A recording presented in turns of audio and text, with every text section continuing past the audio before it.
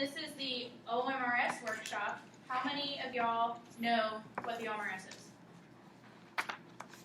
What's the OMRS? The online database with all of our information. Yes. Yeah, true, very true. True. Point for Beta It stands for online membership reporting system. DK, where all your data is held for your chapter. Yes. This is also where your chapter presidents or parliamentarians or secretaries, whoever your chapter designates to do paperwork, does all of the paperwork for your chapter. How many of you have actually logged into OMRS? How many of you that have logged into OMRS are not chapter officers?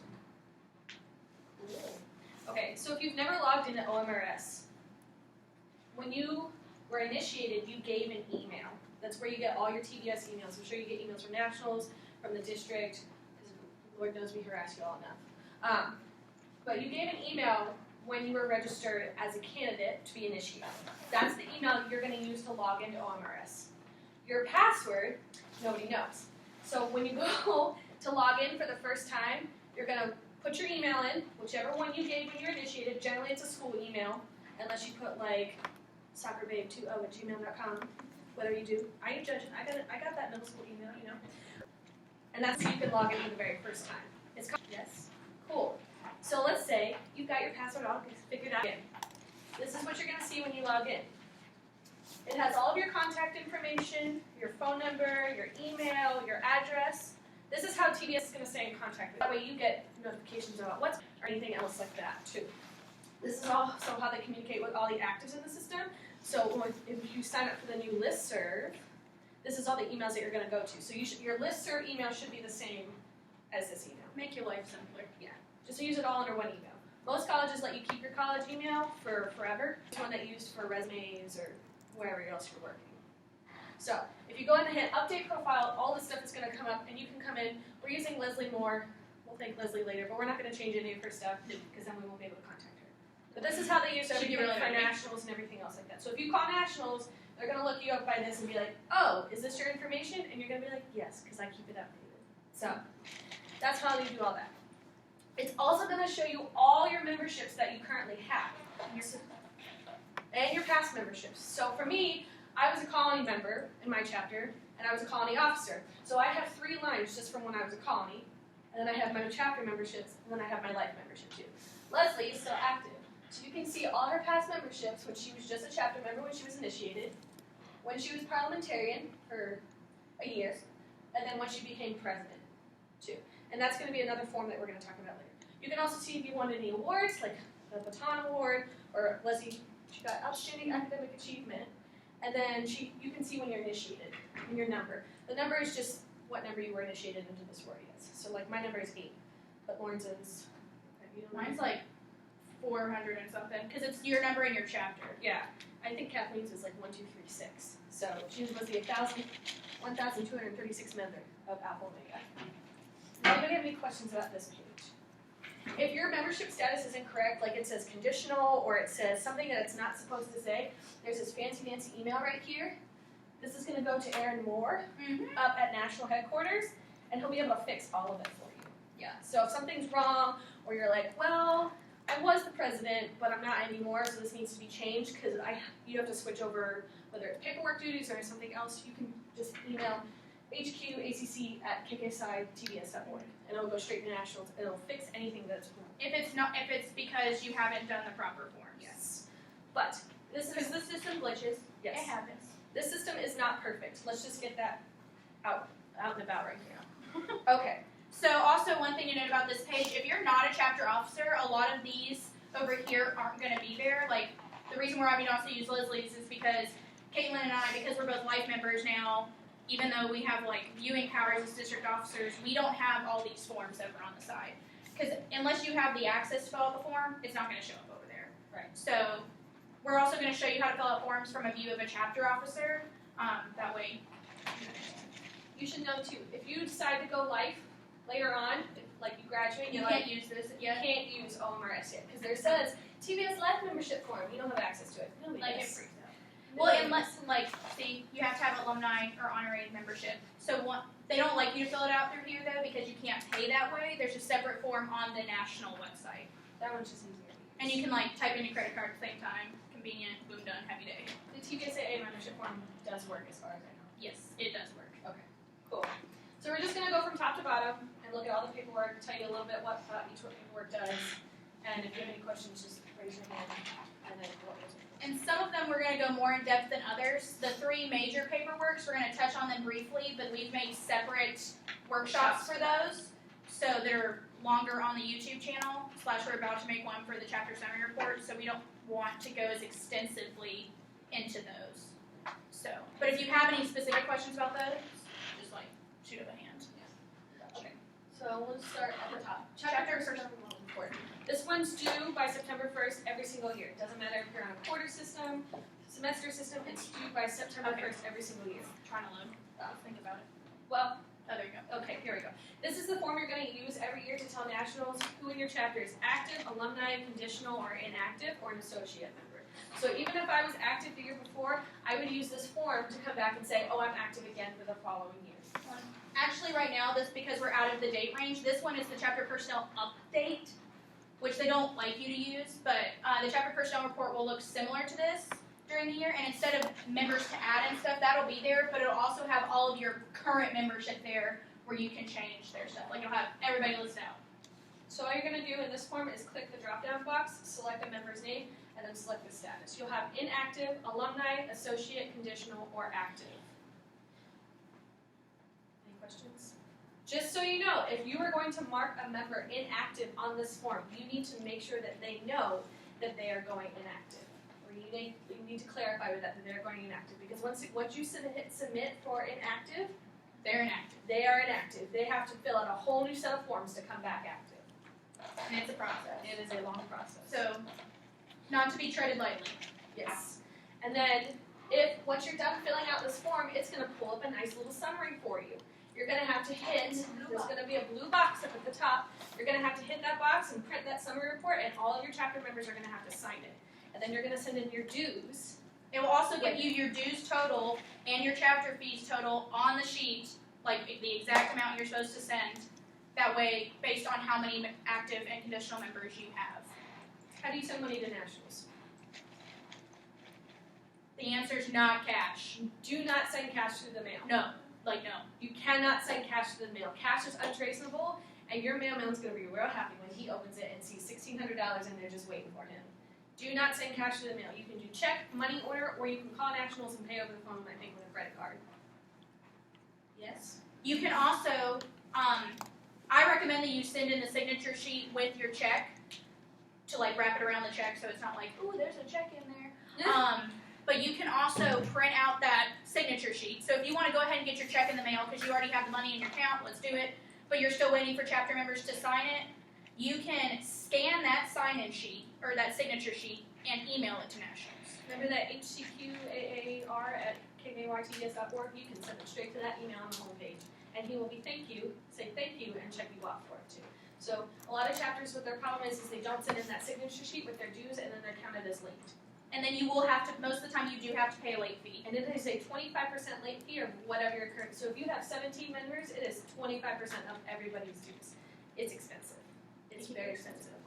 And also, so when you're finished, the comment section. So if you're a chapter president and you're like, I wonder if Nationals has received all my stuff yet, if you come down the comment section, when Aaron receives and records it, he's going to put a comment in here. It'll say Aaron Moore commented, and it'll say dues and signatures received by National Headquarters postmarked this day. So, and also, the due date, it just has to be postmarked by that day. Yeah, it doesn't have to be sitting on the national desk that day. If you put it in the mail September 30th and it goes out before the mail goes out, you're good. If they get it October 2nd, but it says postmarked by September 30th, you're fine. You're good. Any questions so far? This comments box appears on every single form that you will ever fill out. They are really good about letting you know what is wrong with your form. If your form gets sent back, even for sponsor approval or DOB approval, your DOB and sponsor can leave comments in that box saying, fix this, or whatever it is they have to say. Make sense? That's That's also another thing to consider. Your DOB and your sponsors have to approve all your paperwork. So keep in mind they're busy people. So if you're waiting till the last minute and you're like, oh my God, we have to get this turned in an hour, they might not care as much about getting in that hour because they're already home with their kids.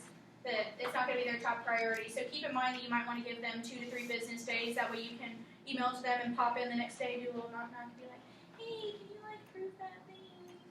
My recommendation is if you can't go see your director the next day, as soon as you submit that form, you send them an email, and then you send them an email every day until they submit that form, or they come back with feedback for you. The next one is the chapter summary report. This is due by June 1st every year. It's a big one. It is a big form, so I suggest you start it in April or March if you're proactive. We're not going to go as deep into this one because Caitlin's going to make another virtual workshop on exactly how to fill this out. But it's very similar to the fall activity report, just a bigger. This one's going to ask about your bank account. It's going to ask about your membership education process. It's going to ask how many people, the statistics for your band program. So how many people are in your marching band? How many people are in your concert band? How many people are in your jazz band? If you don't have a jazz band, put 0. But it's going to go into a lot of different things. When did your school start this year? When did it end this year? This is probably the hardest part, is collecting these numbers. I suggest you what I did when I was chapter president is I took basically this sheet and I made an Excel document and I sent it to we had a band secretary, so someone that kind of does the registrar things for your band program. If you have someone, I would send it to them and kindly ask them to fill this out. Your DOB is also a great contact for this. Yes. But you have to have the number of music majors, men, women, and then how many people total. Yes. Yes. So students, men, women, and music majors. For every ensemble. Yes.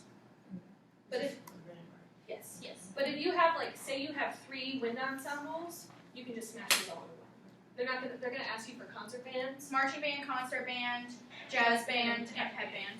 So, but if you have 3 ensembles, you can smash them. And then you name all of your performance groups. Are these just the organizations, but the This is your entire. Everybody. This is everybody, because they want to know how well your music program's doing, and that way to see how your chapter's functioning.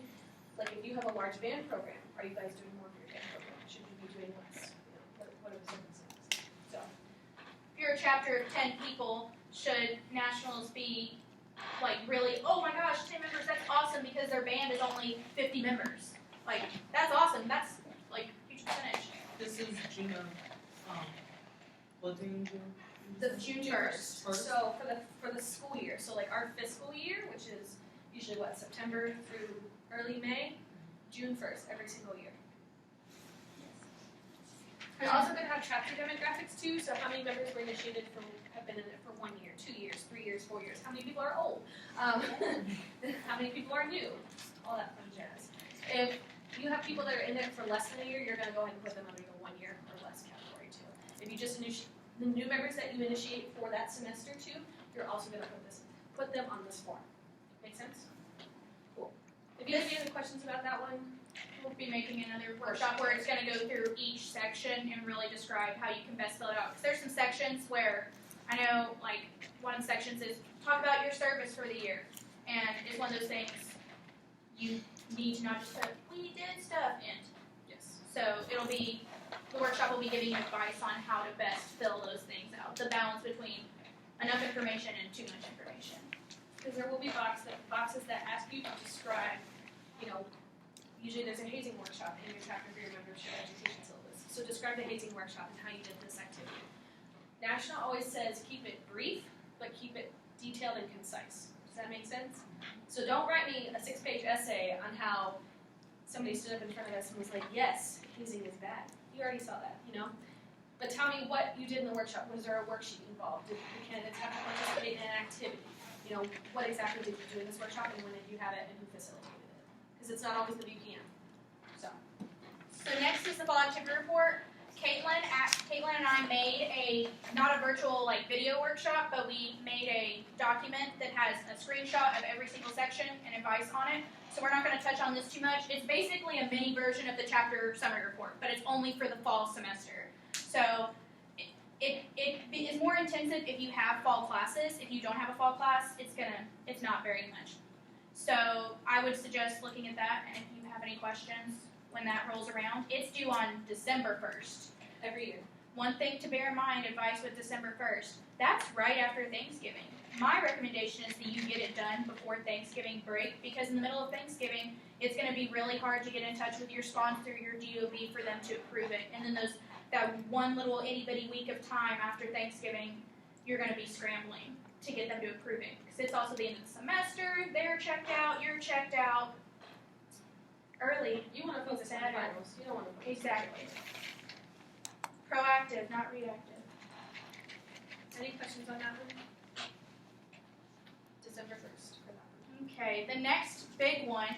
So the next ones we're going to go through are kind of like reports that a lot of you don't even realize are a thing, because they're not the three major ones that are like boom, boom, boom, that nationals and we like are like fill this out, fill this out, fill this out, fill this out. So the first one is going to be your graduating senior report. This is going to save you also a lot of time in the chapter personnel report, where you're not going to have to be marking a bunch of people as alumni. So what you're going to do is you're going to open it up. This blue box at the top always tells you exactly what you do on all of your forms. But what you'll do is you'll scroll down, and so you get a list of all your members. You can fill this out in the fall and the spring. That's what I would suggest. And you pick a name of a member, and I'm pretty sure I'm still on here for some reason. No, I'm gone now. Good. So you pick a member, and then you type in a graduation date. You have to type in a date, so whatever date their graduation was, and you add however many, and you submit for sponsor approval. And this is how it automatically transfers them as alumni into the system. That's how that happens. That's the best way for it to happen, because then nationals knows these people graduated, not went alumni early. It helps nationals with like their statistics. Whereas if you just do it on the chapter personnel report come fall, it just automatically labels them as alumni, not as like college graduates of the sorority. Does that make sense? So what if someone in your chapter graduates, but then they they'll take like concert band in the spring and they want to remain active? Or do you wait until after they want to like officially do alumni stuff? So, like a lot of students at USF will stay NDS, and they'd like to remain active. As long as you're still affiliated with the university, you don't have to go alumni. Does that make sense? As long as you meet the conditions for active requirements, you're fine. So say I graduate in December. Say I want to stay active in the spring, and I'm taking a band class and I'm enrolled at the university. As long as you're affiliated with your university as a student, you can stay active. And it depends on your chapter as well. But yes, so you would just fill that out towards the end. Also, graduate students, like if you have a sister that's going straight into their master's degree, they can stay an active member as a graduate student as well, as long as they're still participating in a band, doing their whatever service requirements you have as a chapter. There's another tricky situation. So say you graduate in the spring, and you don't come back to grad school until the next spring. True or false? You can go alumni for a semester and come back. True. So you have to be voted on by your chapter. Yes. So if you're going to a different school, they have to vote on you? If you're transferring to another university, like even if you're transferring in the middle of all of it, like so say I was a sophomore at Auburn and all of a sudden I was like, JK, I'm going to Georgia Tech, I would go alumni in Theta Lambda. Because if you disaffiliate, you can go alumni. You don't have to go inactive. And I would go over to Georgia Tech, and I'd be like, Epsilon Theta, vote me in. And they would vote me in and add me to their chapter roster as an active member. But I would also be an alumni of Theta Lambda. So say you take a semester break too, and you can't go conditional because you're not affiliated with the university anymore. You can go alumni and come back active. Does that make sense? Now, for the alumni of your chapter, there is a rule in the National Constitution. You can go alumni early, but you can't use it as a substitute for a conditional as like a sophomore. You have to have completed 4 years at your university.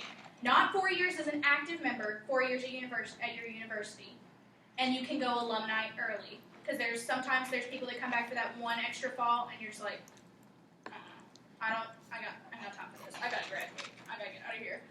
You can go alumni early. And it's with a chapter vote, and that's when they would put it on the chapter personnel report. That's not, don't fill out a graduating senior report for that. If there's any questions about like, when can this person do this? First, check the National Constitution, because it's pretty spelled out in there, or you can obviously contact the district officer or counselor.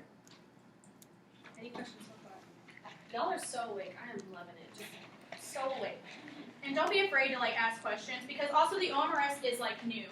I was only the second president of Theta Lambda to have to use it. Like it's new, y'all. Like it's like 2011 was when it rolled out. Yeah, we didn't even know that problem. So it's pretty fresh. So the fact that not a lot of people know about it is totally like okay. Let's do initiative. Yeah. So this one's a big one. This is another one that money is attached to. If money is attached to it, it's important.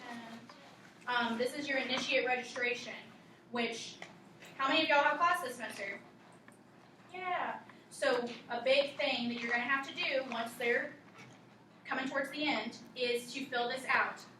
This is what we talked about earlier about how you gave an email when you were initiated. This is what you gave it for. Well, I would suggest having your VPM, your president, or somebody get this information from your candidates. And I know my chapter doesn't submit it formally until after they've crossed. You can do it before and go ahead and send in the money because if you do it early, you can get their shingles and their membership cards to be there by third degree.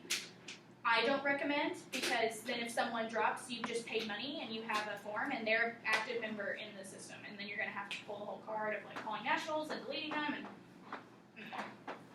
so this is due by 30 days after their initiated date. 30 days. If you do not turn it in within 30 days of that initiate date, you will pay a 25% late fee on all of their initiate dues. So if you initiate 7 members in the spring and you're late getting that signature sheet, That's $770. and it's $172 late fee. That just adds, and your membership candidates cannot pay your late fees. Nope, not allowed. They That's are on not you. allowed.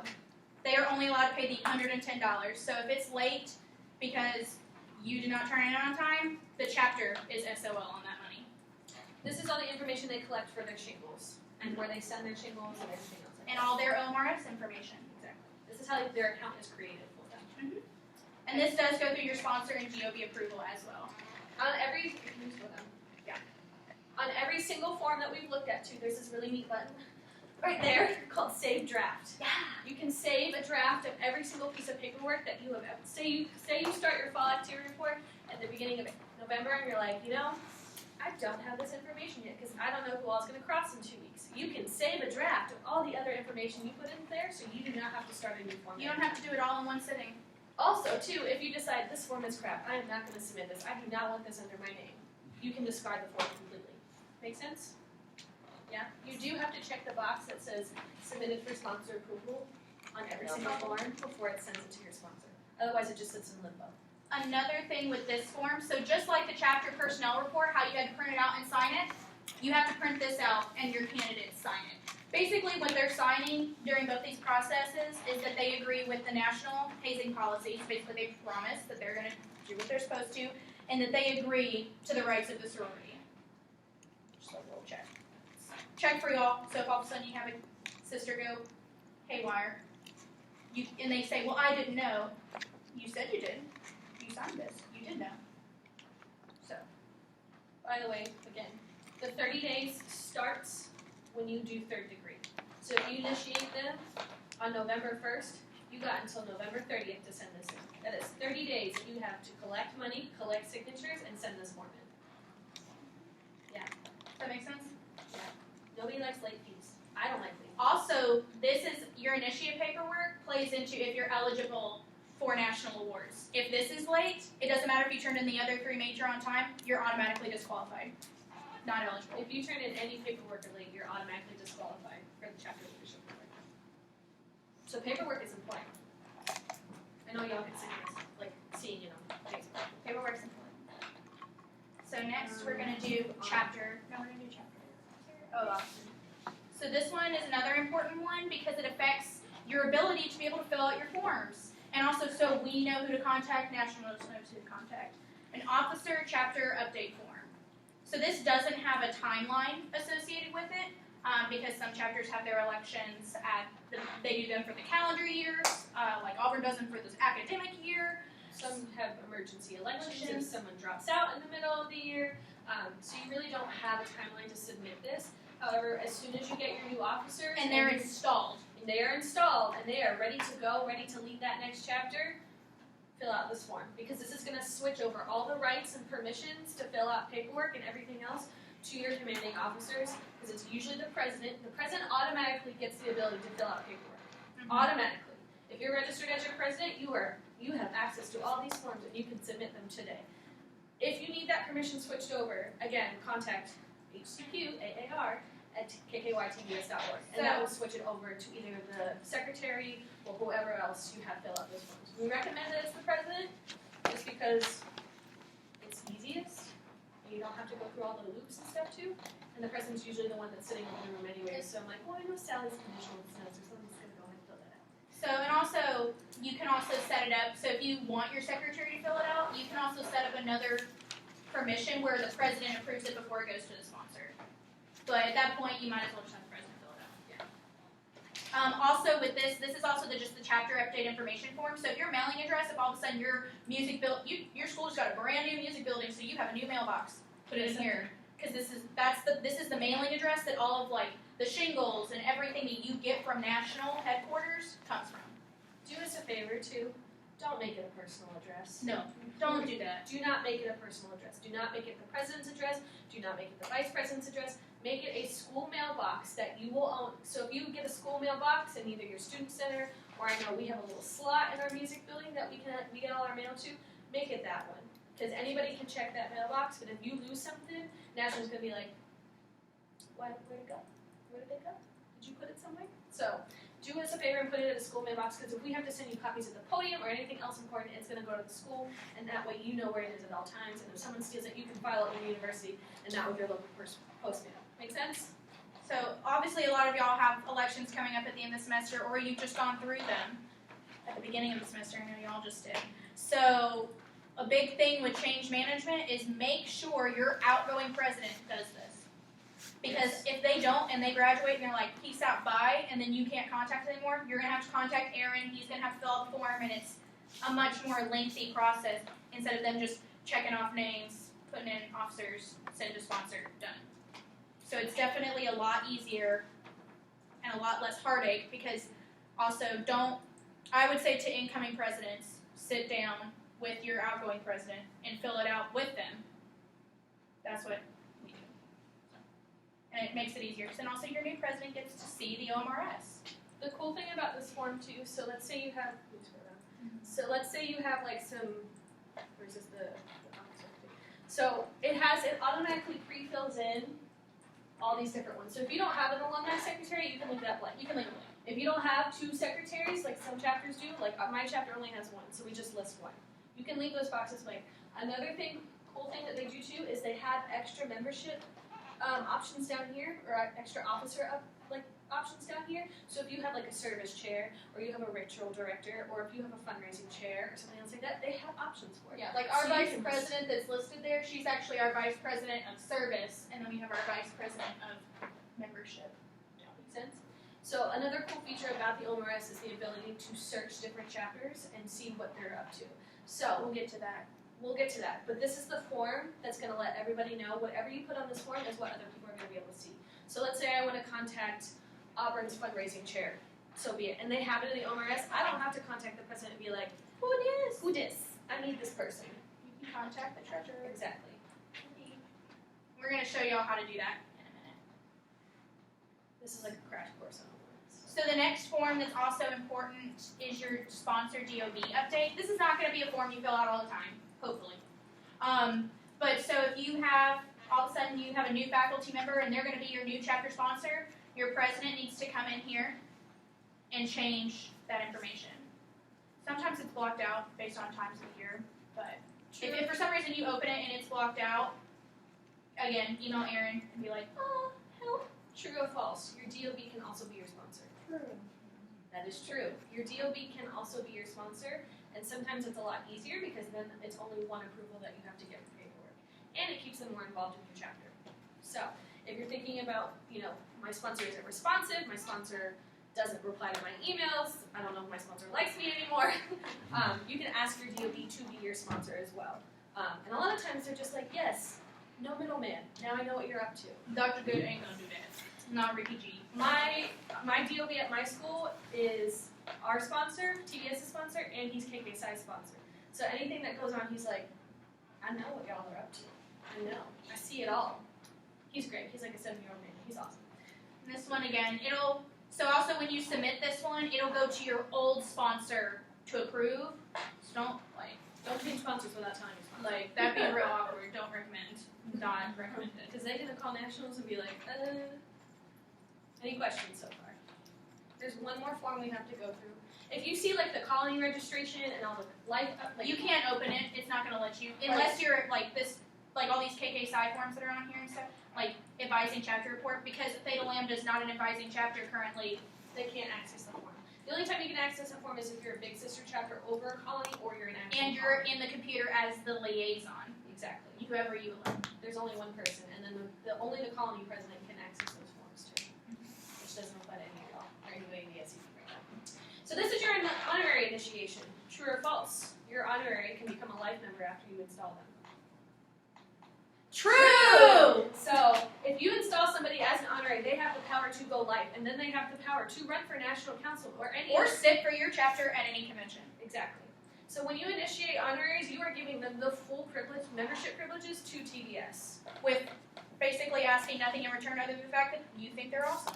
Exactly. It's the biggest honor your chapter can give somebody. Like, literally, the biggest honor. True or false? You can become an honorary of your own chapter. True. True. You have to be, the one rule with honorary is they cannot be an undergraduate student. They have to have graduated. They can be a graduate student though. So if you have a graduate student that just came to your school and you're like, you don't want to rush, that's fine, but you're super, super great for this chapter, you can make them an honorary. At Auburn, we don't have graduate students as actives. But our GTAs that help with our band program, several of them are alumni. I think we're making, honorary, y'all are making Michael one this semester. Yeah, so that is an option to get them involved in your chapter, especially if they're someone that you come in contact all the time with your service. True or false? Honorary members have a vote in the chapter. False. Only actives get votes. Conditional members do not, alumni members do not. Alumni actually have to be invited to chapter and to other chapter events. Make sense? And you have to get that overarching invite approved by your DOB. Most DOBs are like, That's completely covered. So the honorary initiation, you're gonna go down and you're gonna put there's in this- also money attached with this one. Yes, but there is no signature sheet. No, they don't have. They do not have to sign. So if you're gonna surprise somebody with an honorary initiation, you don't have to sign anything. They're gonna ask for their address and everything else like that. If you do not know their address, you can put the TDS mailing address. Because it's gonna come to you anyways, you're gonna give it to them, and then they can go in and update it all once they get their OMRS account. But you do need their email, and then it's also gonna ask you, why is this person becoming an honorary? If it's just because, well, she likes the color blue, probably not a good enough reason. Nationals might give you a call like, what's this person done for you? They also want to know if they've been a member of KKSI or TBS somewhere else. And if you say yes, they're going to ask where else. So if, let's say, the Theta Lambda chapter wanted to make me an honorary of their chapter, I don't know why they would. But let's say they did. Let's say they did. They would hit yes for this question, and they would have to pull a drop down and say, well, I'm from the Iota Chi chapter. And exactly. Another thing with this form, so this one you can definitely fill out early, and you can have that ready to present to them at third. I know for the SED, we have all the honoraries that we're making, we have all their stuff ready. Here you go, happy day, leave with it. Because their card is also fancy and laminated, and like their embossment on their shingle is like gold and sparkly and fancy. True or false? An honorary member can be a member of Kappa Kappa Psi for T. Like if you make an honorary member of your chapter, they can be a member of Kappa Kappa Psi. True. True. That's a good one. Another true false. So true false, you can make objects or mascots honoraries of Tau Sigma. That's a false. That's a false. They voted on it at the 2013 National Convention, ladies and gentlemen. That was a thing. Shells cannot be an honorary of your chapter. Nope. Sorry about that. Nope. Or They Spike. have to be a living, breathing human being. We cannot make Albie, as awesome as he is, an honorary of Theta Lambda. It's not a thing. Any questions so far? I know it's a lot of information, but once you get in, the best thing that you can do in the OMRS is literally just click buttons. And I'm legit serious. Like, Don't hit the submit button. do not hit the submit button, where you just click through all the forms and you're like, oh, this is what it looks like. Oh, this is what I can do. You don't have to submit anything, but you can go in there and click, and you can see all the forms and look through them. So if you have questions ahead of time, you can go ahead and email your district officer, or you can contact the president before you, or Nationals has this really, really cool OMRS guidebook that they have on the national website where we get all of our pictures from. You can go and look in there, and if you still have questions, yeah, just email us. We're usually Also, one more attached thing to about honorary, it is a $50 honorary fee. You can decide as a chapter who you want to pay for that. Some people do have their honoraries pay for it. I know my chapter, we pay for their honorary fee. I think that's generally what it is. That's generally the rule of thumb. It's like, hey, you're initiated into the secret club, but you have to pay $50 It is. So, yeah. Might be. It's like sending them a bill for this. It's like sending them a bill for their trophy. Oh, another true false with honorary membership. Your honorary members to be honorary members have to go through third degree. Nationally, false. Your chapter can hold that standard. I know at Auburn, we require them to come to third degree if we're going to fill out paperwork. But nationally, no. Because if you'll notice sometimes when we have women in music speakers, at the end of it, nationals will come up, they have the shingle ready, there you go, boom, done, happy Monday, honorary, instant, done. Also, too, if you're having your candidates go through second and third degree at the same time, your honorary can be in there. They don't have to go through second, but you can also make them go through second with your candidates if you're combining them. Otherwise, it's just easier to send them through third with the candidate class. We typically, when we vote on honoraries at the beginning of the semester, when we vote on bids, and we go extend them their honorary bid at the same time, and we give them all of the ritual dates for the semester.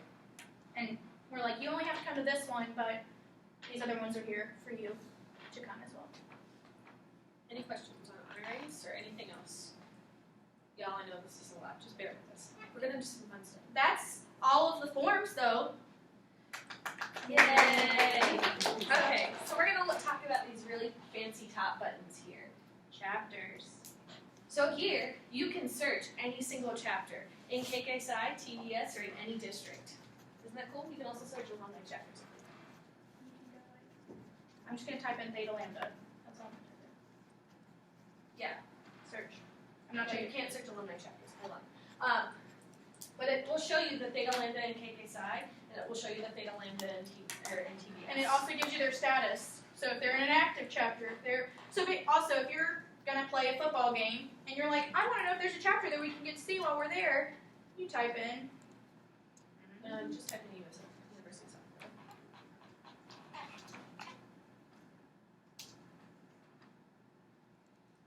There we go. Oh my god.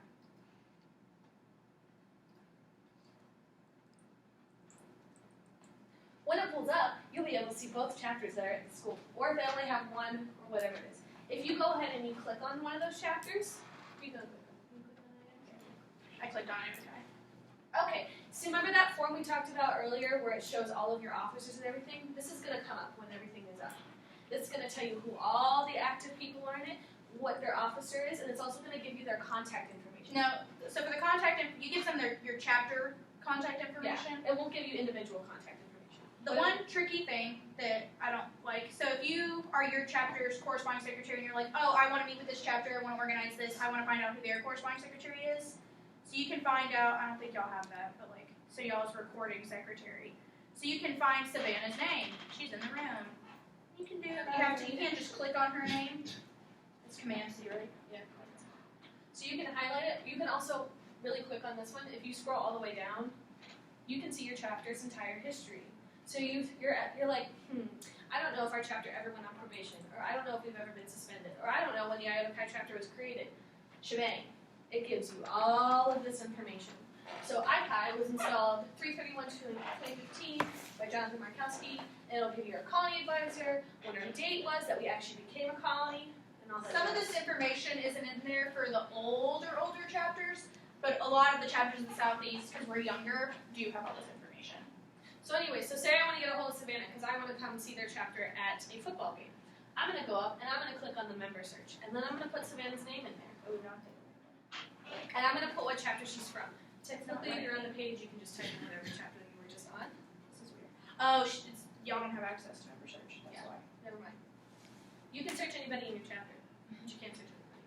But you can find them on Facebook, because most generally, is everybody in here in the TBS SED group on Facebook? Yeah, that's the place to look for them. Do us all a favor too, y'all. I know a lot of you have your middle names, but make your name real on Facebook, because if we're looking for you too, that's the first place we look. If we can't get a hold of you, is we look on Facebook. Make sense? You can also submit feedback to the OMRS, so if you notice something is really glitchy, you can be like, this form does not work because whatever reason. You can also submit feedback, or you can, again, just email hqcaar@koitbs.org. Another cool trick of the OMRS, so you can run reports. So say you're a chapter historian, and you want to just see your chapter roster for the entirety of forever. It's going to pull up every single member that you've ever had in your chapter. Whether they're inactive, And their installation. or when they were installed, whether they're a life member, and these numbers is going to tell you what number that they were I installed. still don't know these people. It's also, you can also find their email in here too. So if you want to contact them online, be like, we would really like you to come to our events because we want to show you how the chapter has changed in 20 years. You can contact them through there. 410. That's my number. Any questions? This is why it's also important to keep your information updated. What do you like to find a chapter roster? Reports. Chapter roster. It'll automatically put your chapter in there. There are some, can they do awards too? Yes. One thing to know with this, so obviously, like, for some of these, like Kim Jackson, she's, like, a super involved alumni, so she has her, like, address in there. But, like, some of these addresses, like, this was her Auburn address from 1992. Like, it's probably not accurate. But at least you have her name. You can Facebook creep, you know. Facebook is kind of This is also mainly just for historical purposes. And then the reports. So every year at the biennium, they do hand out awards for chapter achievements and other types of awards that they do. You can see all of those on the national website. But you can see which chapters have won what awards. You can also see if your chapter is eligible for any awards. This is the one. This is to show you all the past winners. This is finalists. Yeah. So this is the finalists for the last biennium in 2015. And then in 2013, I don't know why there's only one listed, but Go back to reports because they can see their eligibility too. So if you want to know if you're eligible, you can put in your organization. no. What? The district doesn't. I don't think we put awards in there, so you can't see your district eligibility. However, all of them can be found in the SED district operations manual, so you can go and you can see if your chapter is eligible for anything else. But you can go to nationals and you'll pull it up for this biennium. This is next biennium. We're still in 2017. So this is this biennium, and you'll be able to see you'll be able to see too if your president submitted all their paperwork on time. So if you're ineligible, You're red. you're red. So Ohio University is ineligible because they had a late paperwork. And if you'll notice, it lists the paperwork up on the top. Like, it's got those. It's also telling you if you're missing any paperwork. So if you don't know if your president submitted your paperwork on time or if they even got it in, you can see that as a member. Make sense? Are there any questions on the OMRS? Y'all look so enthralled to be here. Your excitement is keeping me going. Like, oh, I have chocolate. These are all the big deadlines that you need to know. So September 1st is your chapter personnel report. This is a big one. Because if you have 20 members, your chapter fee, your late fee. So let's say, On top of your chapter fee of $75. so let's say everybody in the chapter pays $100. So 100 times 20 is what, 2,000. So your chapter late fee is going to be plus the 75 for your chapter fee. I'm gonna do some math here. I got you. You got the phone. Huh? I got the phone. It's 25%. Yeah, so it's $200 plus whatever. So, Roughly. $2,075 times 0.25. You're gonna pay $518.75. Yeah, that's For a lot of being- money. And that's also another thing, you can't turn around, like, you can obviously charge your chapter dues, which, true or false, or what's the percentage that you can charge of national dues for chapter dues?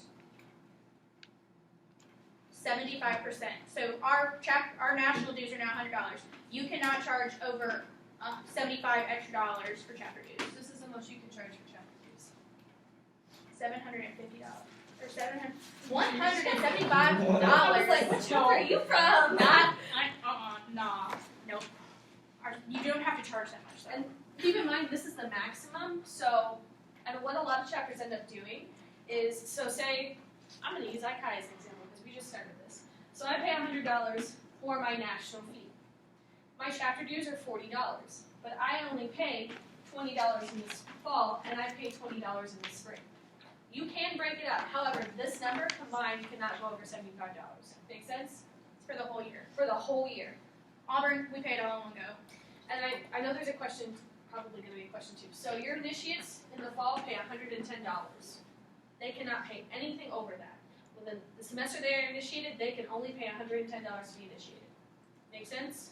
However, if Lauren gets initiated in the fall and she goes active in the spring, you can charge her that $20 because she is now an active member. Make sense? But not for the semester initiated. Yeah. So your spring candidates, you can't charge them the $110 and like the next day because, oh, you're an active member now, give me money. Not done. No, that doesn't. It's not the way it works. The semester they are initiated, that 110 is what stays. So if you don't charge chapter dues in the spring, you don't charge your members in the spring. Make sense? However, it's a good way. Go to Kathleen's budget workshop later, and you can see how you can balance out your dues for the entire year. Yeah, makes sense. Are there any questions about OMRS or just chapter basics that kind of play into any of these things? Excitement is just overwhelming. Oh my gosh, I can't. Late fees hurt though. That's the moral of the story. Late fees do hurt. They hurt. And also, for paperwork deadlines, if you miss two paperwork deadlines in a row, National's probably gonna put you under probation. They're cracking down on it now because this also gives them information. This is so that we have the resources to be able to help you all succeed. Yeah, if you miss 2 or more paperwork deadlines, there's a good chance you're either on probation or suspension. And they're going to call your DOB and be like, what's going on in that chapter? Then I'm not getting paperwork on time. And then I'm not getting all these things on time. Make sense? Not to scare y'all, but Yeah. do take it seriously. Y'all are here for a reason, obviously. Either you're interested in being your chapter president or you're interested in being the person that fills out all the paperwork. So fill your paperwork out in time. You had a question? Yeah, so if the candidates get initiated this semester, the $110 would be for the fall? No, it's for the semester they were initiated. Now, and then in the fall, when you're filling out the chapter personnel report, they will pay dues for the 2017-2018 school year. Dues are from August. They're from September September to 1st through August 30th. So technically, even though, like I paid, because I was active last semester, I paid $100. So technically, I have an active membership card till August 31st. That makes sense? Yeah. They only pay the $110 this semester they're initiated. So if yeah. I'm initiated in the spring, I'm going to pay another $100 in the fall. That's also the thing. So for the initiates that do cross in the fall, like if they are initiated in November, you can't charge them the $100. Like that $100 is included in this.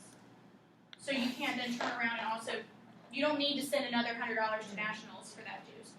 Think of it as you're paying to be active, and then an extra $10 is paying for your pen. It's paying for your, that's literally what it is. It's paying for your pen and your shingle and all that. Yeah. So you're paying to be active, and then you're paying for all your cool swag that you get.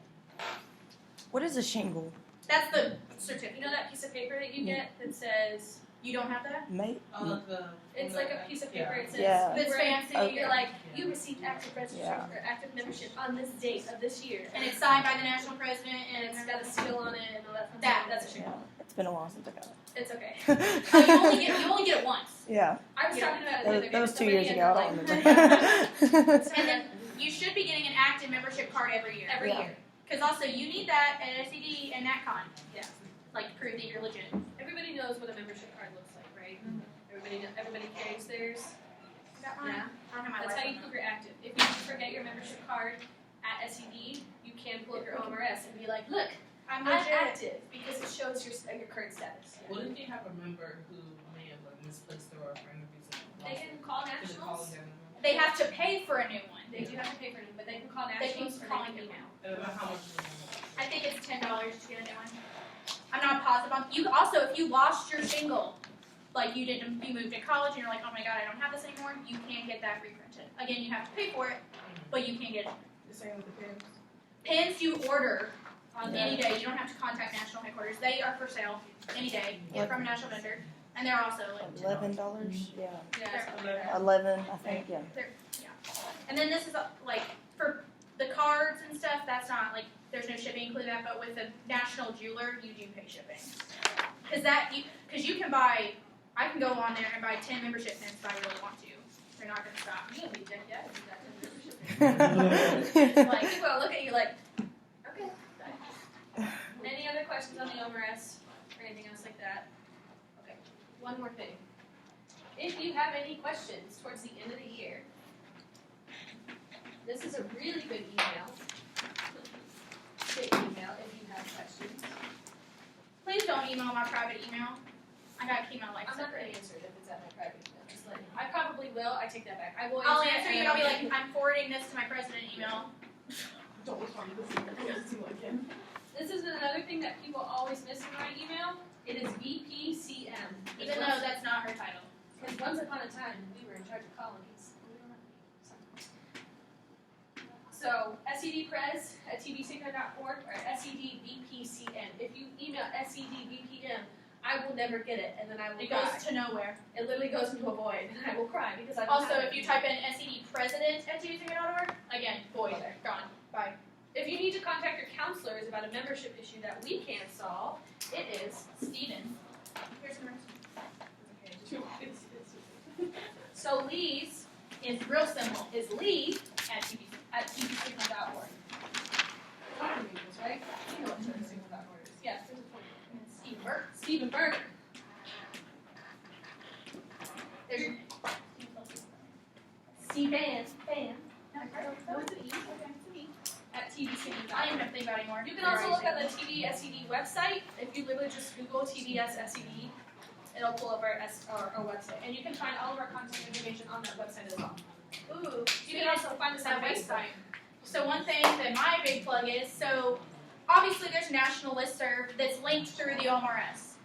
They are in the process of trying to make it where we can have an SED one where it automatically updates, and if you're initiated, you pop up on that list. We're not there yet. We're trying. We're not there yet. So we created a new district listserv because the old one, like it's outdated. Like most of the people on there are long since gone. So if you go to resources,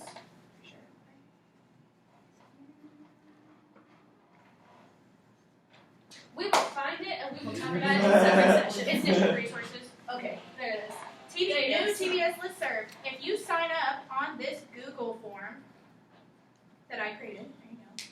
Please fill out all this stuff because then we also know what chapters we're reaching, and you're gonna fill out all this stuff and your email, and you hit submit, and then I'm gonna add you to the listserv, and then you're we gonna can get all bother these you. emails. We can bother you all year and it'll be great.